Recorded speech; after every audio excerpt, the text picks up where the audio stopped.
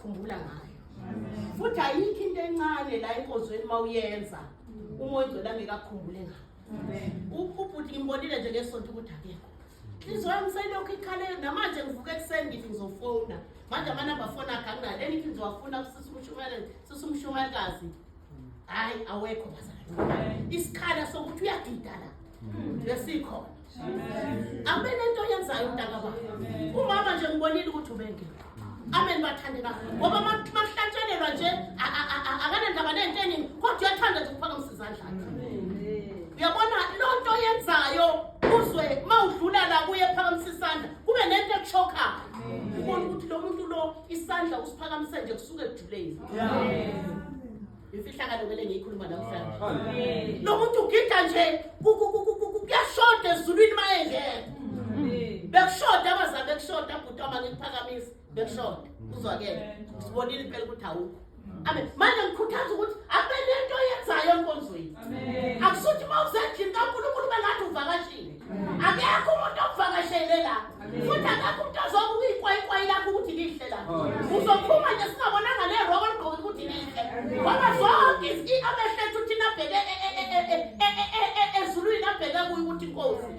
Yingakho mawushaya izandla. Ngoba mhlawumbe uyosinda ngalokushaya izandla. Yingakho mawuhlabelela. Ngoba mhlawumbe uzosinda ngalokuhlabelela. Yingakho mawunyakaza. Ngoba mhlawumbe ubheke ngokugida nje kwakhe. Phela bayishoda kubonakala ukuthi ushodile kunesikhala nje enhlizweni. Kusho ukuthi ezulwini kunjalo kubonakala ukuthi akekho. Akakwazi phela uNkulunkulu ukuzenzela ukuthi ushodile kufanele enzekile. Mawubonakala lo mama akekho isandla zakhe ishodile kuye. Wena yini ngelila ngokuthi mhlambe ulele embhedeni lokuthi uyagula kuthiwa kuyashoda akekho bese kuthiwa ngiphiliseni ngoba kuyashoda uphilisa ungazwanga izandla. Uphilisa ungabekwanga izandla. Uphilisa izinto zenzayo. Uphilisa imisebenzi yakho. Amen. Ngilokho ke ngane zenkosi siyambonga kakhulu uNkulunkulu nami ithuba engilitholayo ukuthi ngime phambi kwenu usuku bazalwane olukhulu. Usuku olukhulu bazalwane. Sithe sithi seyivunga nobaba le ndaba. Wasikhumbuza uNkulunkulu wathi engingakushongo kini ningakwenza. Nganitshela abangimthuma ngathi noma ningezwa nizwe kanolinda. Amen. Silinde yena ke bazalwa namhlanje sila sizoshumayela ngokuzalwa kaJesu. Ukuthi akulona usuku lwakhe lokuzalwa namhlanje thina sazi. Kodwa sikwaziyo thina usuku lwakhe lokuzalwa namhlanje. Futhi esibongayo thina singamaKristu sibonga ukuthi asikafiki lesikhathi sokuthi kuthiwe lingabe lisaphathwa nje igama likaJesu. Haleluya. Sibonga nje isikhathi sokuba nomthetho kaGovernment womhlaba usasinikile nje leli thuba lokuba sikhumbule nje ukuzalwa kwakhe. Ngoba ngelinye ilanga lizovalwa leli thuba. Ngelinye ilanga lizovala ithuba lokubethelwa kwakhe. Ilapho kuyofanele futhi selivalile uGovernment thina silenze thina ngamandla sezulwini. Okwamanje abazalwane asisugijimela izinto ezingakafiki. Kubuhlungu ngoba lelo usuku namhlanje luvalwa yiwo amakholwa angavalwa na uSathane. Ubuhlungu kabi ngoba le Good Friday ivalwa yiwo amakholwa ayikavalwa uSathane. Lokho ifika uSathane kuyobe sekunjani. Jesus. Ikhisimusi bazalwane akuyona into yokuthi sivalelwe ukuthi abaningi nje abekho baye emaphathini. Yilonto uJesu angayifuna. Baze athi uKhisimusi awufuneki. Kuze kuthi uKhisimusi awufuneki nje inina. Abekho nje abaningi nje kuyodliwa nje no custard. Into idla every week. Amen bazalwane. Amen. Namhlanje bazalwane nefamine thina asazi ukuthi i25 yilo usuku okwazalwa ngalo uJesu kodwa sibonga ukuthi uGovernment waseSouth Africa usasiphile lolu suku. Noma ngabe usiphe nge10 noma ngabe usiphe nge1 noma ngabe usiphe nganini noma ngashintsha futhi uGovernment athi angisamfuni u25 beKhisimusi sengikunika manje i1 thina siyoya nje thina sithi siyakudumisa Jesu wazalwa wena ngalolu suku.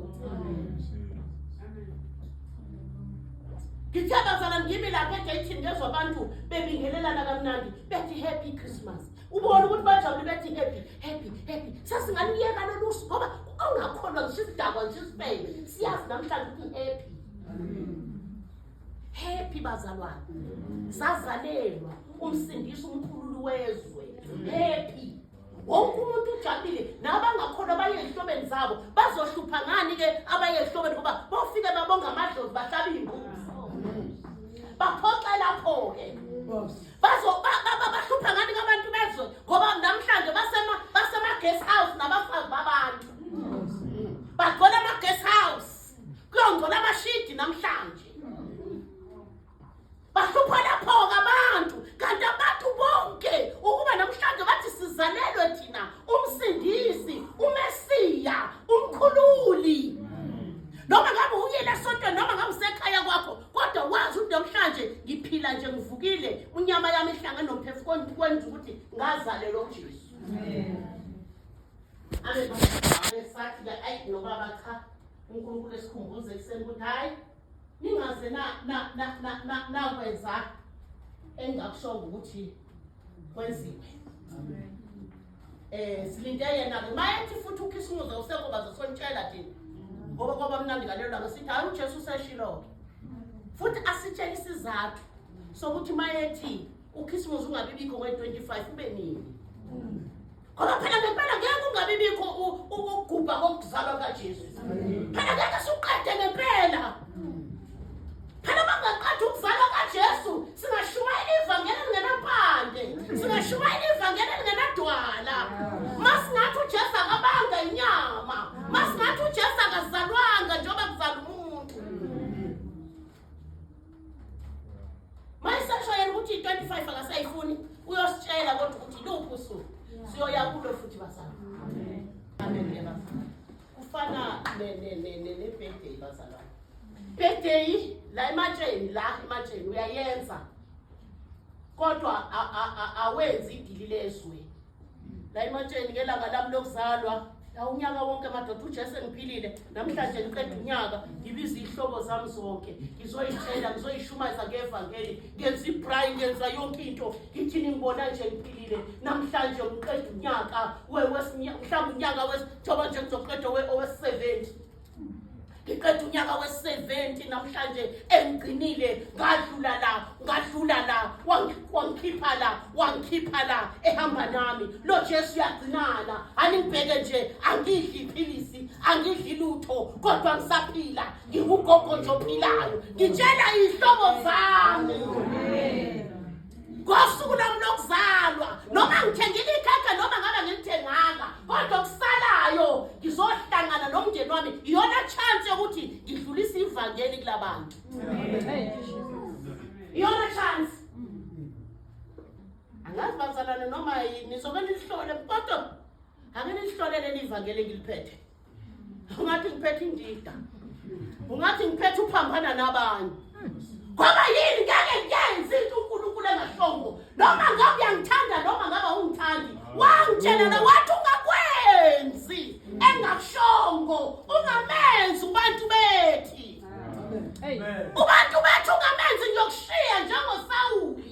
uSawuli akasebanga uSawuli akathakathanga kodwa ngamshiya ngoba kamamelanga. Isimo sinaku namhlanje sizozalela indodana ematsheni.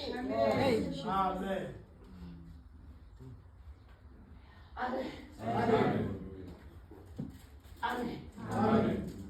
Ngoba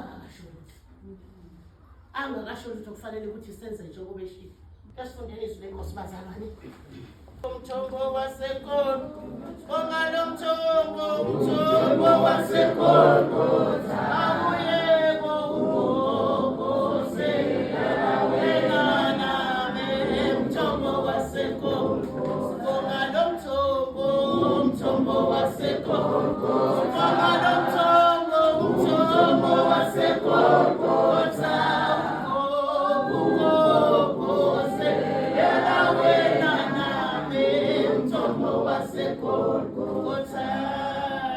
Amen. Ngebathandeka sofunda lapha kuLuka 2 siqale kuyi-1.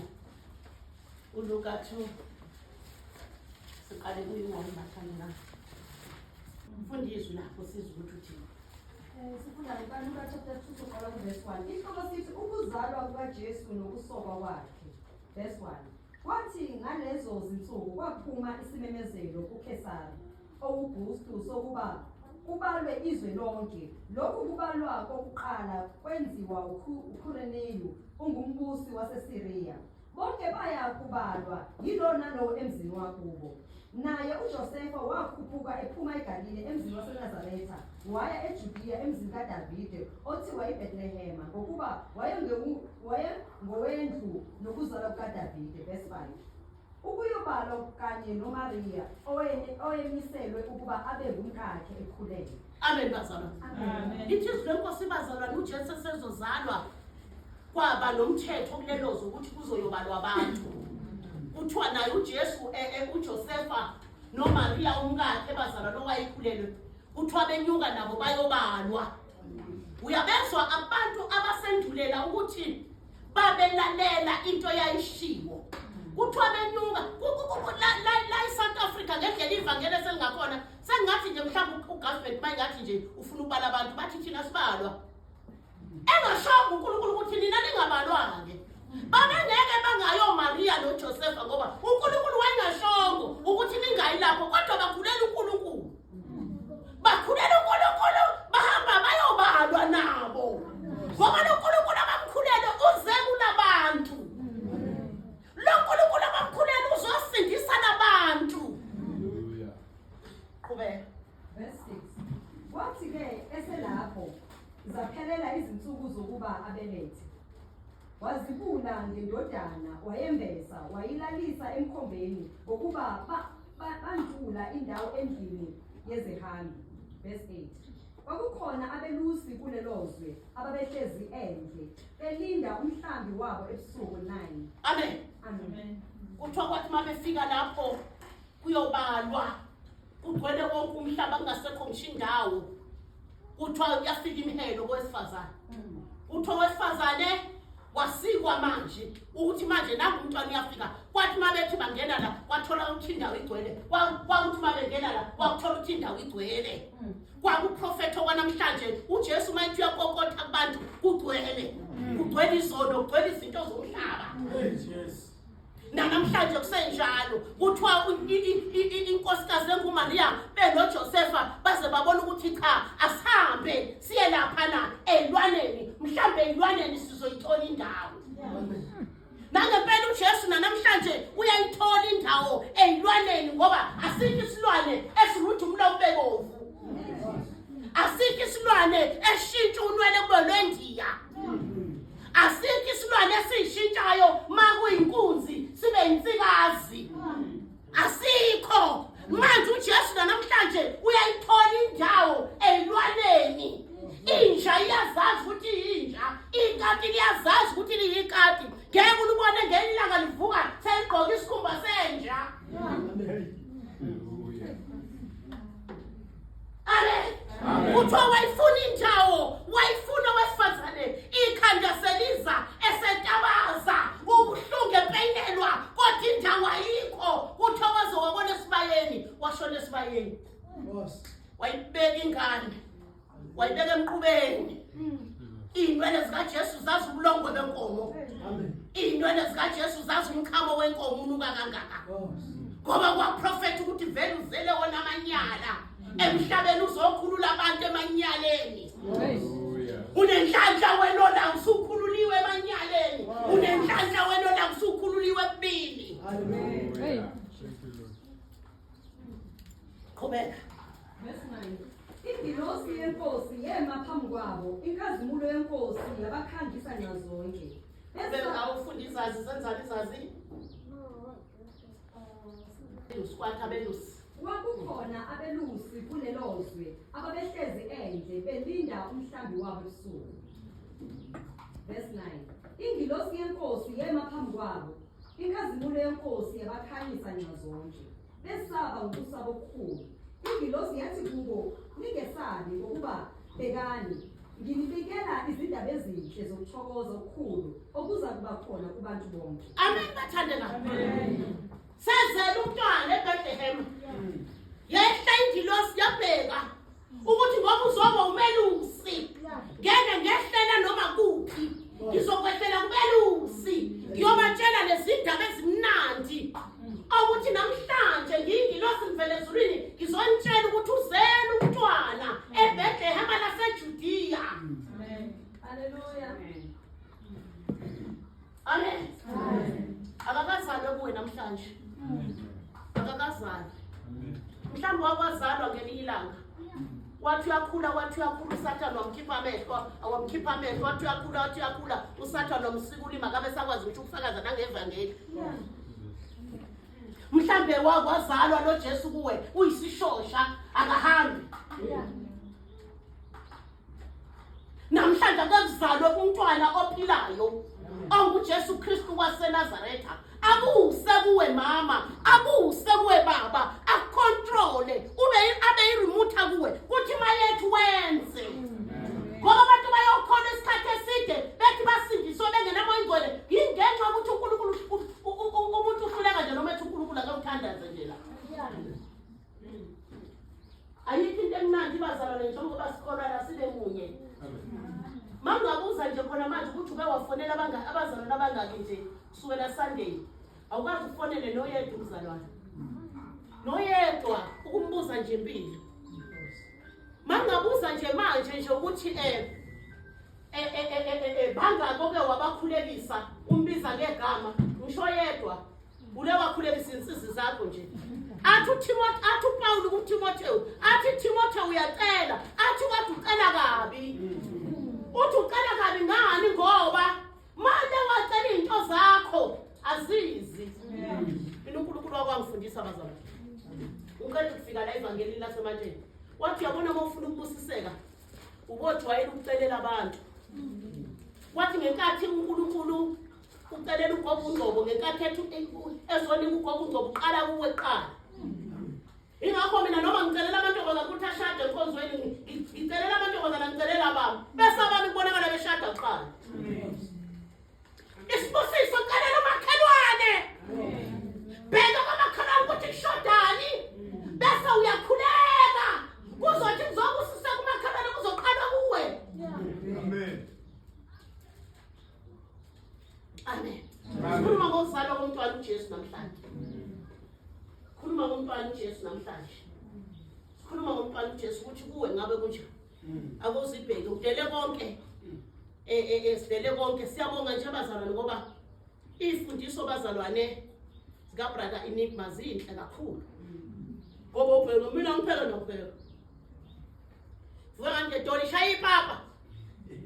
Oyishaya ipapa uDoli ngobuya siyiphekela isipinishi masibheke. Uyabona nje futhi uyabezwa nabantu ukuthi liphumile lela dlangaza lokumosha imali. Ubrother Enigma uzothumela ukuthi down ngento zezo ngoba besenila. Amen. Makholwa. Amen. Fika uJanuary seniya kumashonisa imali ayisekho. Nathathwa ukhisimusi. Ushilo ubrother Enigma wathi udlani ngekhisimusi lo edla njalo ngesonto ngoba lento idla njalo Sunday. Waze wamosha imali nje khona kusasa nje uzobona ama-dustbin azobenuka sekuchithwa. Ubuye ube mubi nalo Christmas uba sehlobo.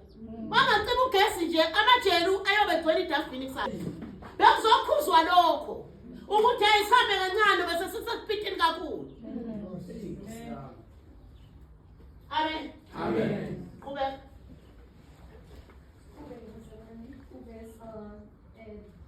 Verse 11.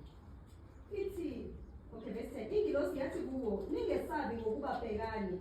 Nginibikela izindaba ezinhle zokuthokoza okukhulu okuzakuba khona kubantu bonke. 11. Ukuthi nizalelwe namuhla umsindisi onguKristu inkosi emzini kaDavide. Amen. Kuzoba khona ukuthokoza kubantu bonke. Ngomthetho nje ngempela mawuthi uyabheka abantu bonke namhlanje bajabulile. Yini abantu bajabulile namhlanje avaliwe namafeni baphumula abantu. Bajabulile abantu. Inkinga yini? Bajabule endaweni embi la kwathelwa khona uSathane. Injabulo iphenduka kube izinyembezi. Ngoba manje njengoba bejabulile nje bephumule nemndeni yabo uSathane uzobanika lento le yokuthi kodwa kushona ilanga lingasajabulanga. kade sihleka nobaba lapha siyahamba liyanizulu. Hayi impela enye indoda igogoshile ithi yangena estradini ubaba uthi pipi iyahlela ivikelele libhodlela uthi ngono ngafana ukushayela indlebeni ngono ngamane ngihluzi kodwa nje lona yayi basalwane ngithi mina ubheke lo muntu uvikele ibhodlela ukuthi impela usengazakhuzula isikontini kodwa nje mayivuka lapho lona malingabimalanga neva manje nokuxaza igazi indlela ihlephukile kodwa nje mawubhiya nje ungazange ufe. Amen. Lolu suku usuka ngabe ujabule wonke wabona mabevuka nje kuseni bevuka belale bengaphuzanga wonke umuntu uthi happy mabe bengalala bathi happy kodwa lo shonilanga abanye amamoshara obegcwele ngenxa ukuthi usathane ulwa nalolu suku alwa nalo mhla kuzala uJesu. uHerod wazothumela ukuthi akulawe ingane akalufuni manje thina amaKristu asisomvumela ukuthi ngoba akalifuni nathi sesidaluko akalifuni ngempela thina silwenze lube khona ngempela ngoba usathana akalifuni. Uthi uzalelwe bani umsindisi okay, it's 11 ukuthi nizalelwe namuhla umsindisi onguKristu inkosi emzini kaDavide. Nalokhu kuyisiboniso kini niyakufumana umntwana embesiwe elele emkhombeni. Amen. Nizalelwe namhlanje. Nizalelwe wonke umuntu ngomthetho uzalelwe umsindisi. Okholwayo ongakholwa. Ngoba uNkulunkulu mayisindisa usindisa wonke umuntu. Mayihlenga noJesu uhlenga wonke umuntu. Mayithanda noJesu uthanda wonke umuntu. Nali ihlo lakhe libheka abahle nababi. Alikaze lacima leli ahlo liya. Nangelokhu ilanga ukuthi sebone kakhulu sebebulalene kakhulu sebenze na uthi ngicimihlo ngiveze labakholwayo uJesu akakhethi balala muntu ingakho kwathi mayizalwa wazongena enyameni esiswini sentombi wazalwa naye kwaqhuma amanzi kwaqhuma igazi kodwa khulelwe engumoya ezosindisa izwe. Qhubeka. Verse 13 ithi masinyane kwaba khona kanye nengelosi uquqaba lwebandla lasezulwini ludumisa uNkulunkulu luthi udumo kuNkulunkulu kweliphezulu nokuthula emhlabeni kubantu abathokozelwa nguye. Amen. Kuphinda phinda ilosi izazi ziyokhunga itshela izazi ukuthi umntwana uzelwe eBethlehem akuthiwa izazi zahamba zathi mayifika izazi zimbona umntwana elele umntwana emkhombeni wenkomo kuthiwa zakhipha inhlaka namagolide namamure umntwana zamanga kusho ukuthi ngama imagamo leso siprofeto sasiprofeta ukuphana kubazalwane ukuthi umzalwane oncintshanayo izulu lisikhathi kuye kuthiwa zafika zamkhunga umntwana zamupha umntwana akusona leso ukuthi umntwana kaNkulunkulu mayikupha nje present nje noma ngabe yini namhlanje ngoba vele usuku lokuphana ingilosi zafika zamkhunga umntwana. Amen. Usuku lokuphana phela umoya ngolitheni kuwe ngokukholwa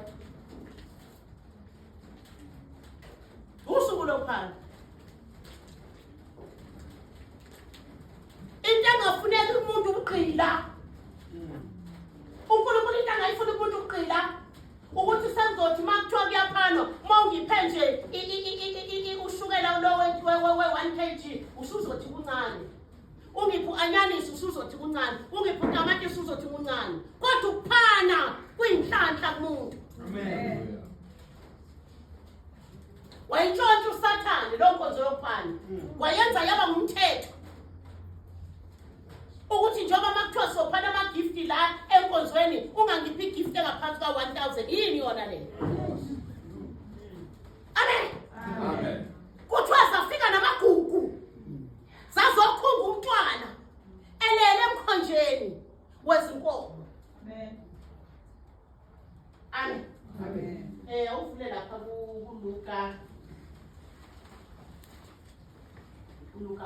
4.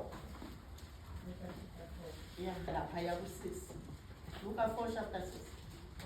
Fundeka kanje Luka 4 verse 6. Ihloko sithi ukulingwa kukaJesu. Verse 6 ithi uSathane wathi kuye, amandla onke lana ngokunika wena kanye nenkazimulo yawo, ngokuba unikwe mina, futhi nginika noma ubani engithanda ngokuthanda kwami.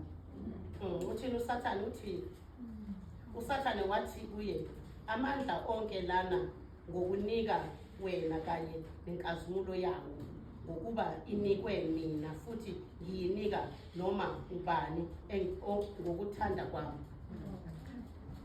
Ebazalwane, kusafuneka le ndaba ke sihlalele phansi. Kusafuneka le ndaba ke sihlalele phansi. Ngoba singathi siyezulwini kanti asiyezulwini. Ngoba amaqhinga kaSathane maningi kakhulu. uSathane unamaqhinga. Ngoba namhlanje sengizwa nje ivangeli elishunyayelwe emasontweni elokuthi nje uSathane akayifundele. uSathane akayifundele. uSathane akayifundele. Angisezwa nje ivangeli lokuthi uJesu umoya ngcwele utheni. Nangu uSathane efika kuJesu.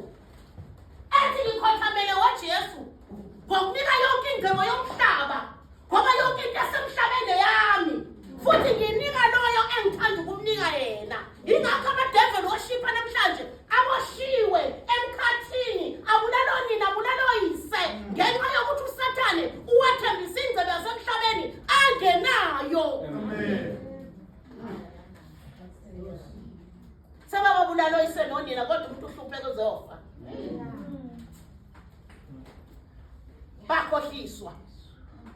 Bakhohliswa uSathane. Namhlanje ke kulonyaka leminyaka nje lesiqedayo, hayi amakholwa waqedile.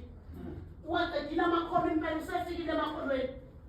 Amakholwa manje awasabheki ukuthi ajabulise ukuthi uGogo uNgcobo usindisiwe. Ngiyamuzwa umoya ngcwele eGogo uNgcobo. Ngiyasibona isibani sivutha kuGogo uNgcobo. Asebheka nje uGogo uNgcobo uthi ugqokeni.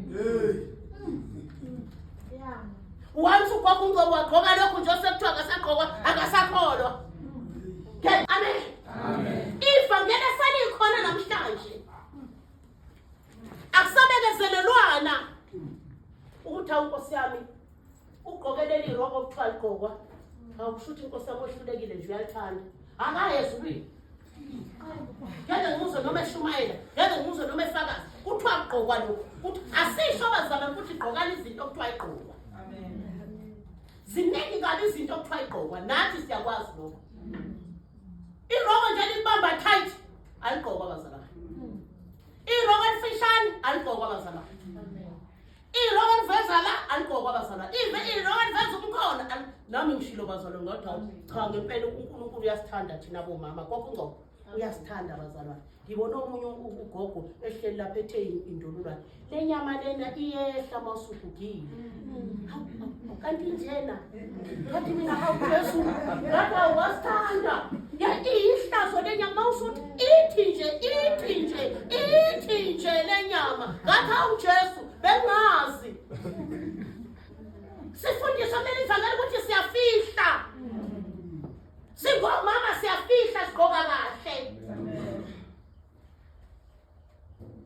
Asizugqoka amakhwayikhwayi onondindwa. Asizugqoka siyawazi amakhwayikhwayi onondindwa. Ukuthi masegqoke leyo khwayikhwayi yanshake. Efuna bambona obrada namadoda nochukadenti. Siyawazi futhi agqokwayo. Siyawazi futhi agqokwayo. Fanele sizazi into zikaSathane, sizazi into zikaNkulunkulu. Akaze ngizwe mina kuthi umbalo onavy, umuntu ogqoka umbalo onavy akangena ezulwini. Angakuzwe lokho mina. Kaze ngizwe mina kuthi umuntu ogqoka ugreen akayizulwini. Kaze ngizwe mina kuthiwa lezo zinto ezezangoma. Into zethu sivumele thathwe izangoma manje. Hayi, angiyazi lokho. Mina ngiyayigqokela nje noma yini. No red mina ngiyamfaka. Ured, ngiyamfaka mina. Ngiyamfaka ugreen ngiyamfaka, uyellow ngiyamfaka. Ublack mangqoka irebel iblack ngishaya iduku elimhlophe. Mhlambe ngithi iduku lami elimhlophe.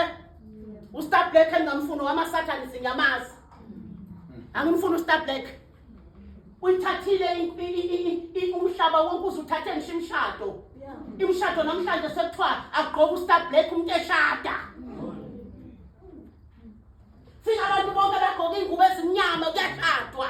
Vele kufanele bagqoke ingubo ezimnyama beshada ngoba lo mshado yawuntshontsha ngaseyona lentombi.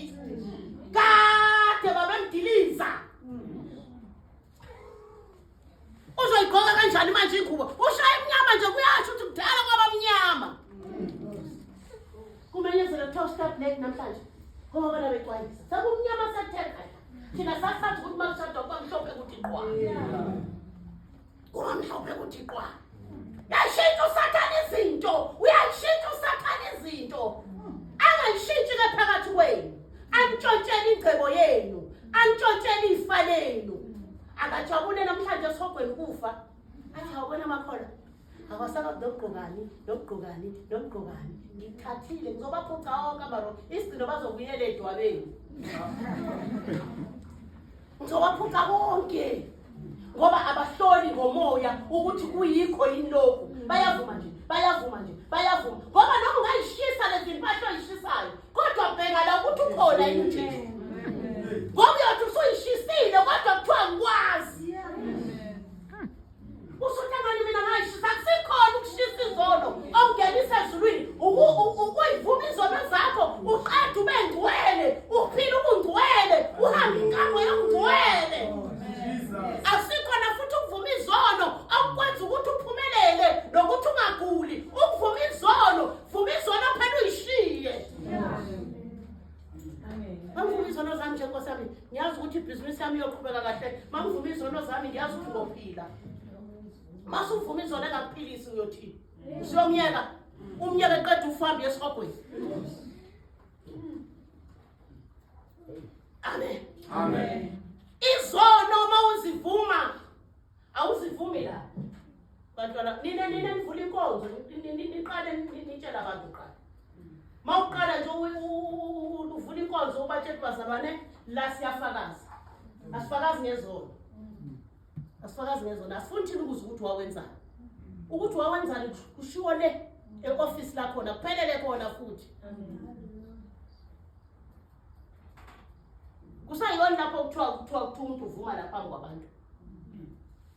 Ngoba mawuvuma isono uthi mina ngangithanda abafazi.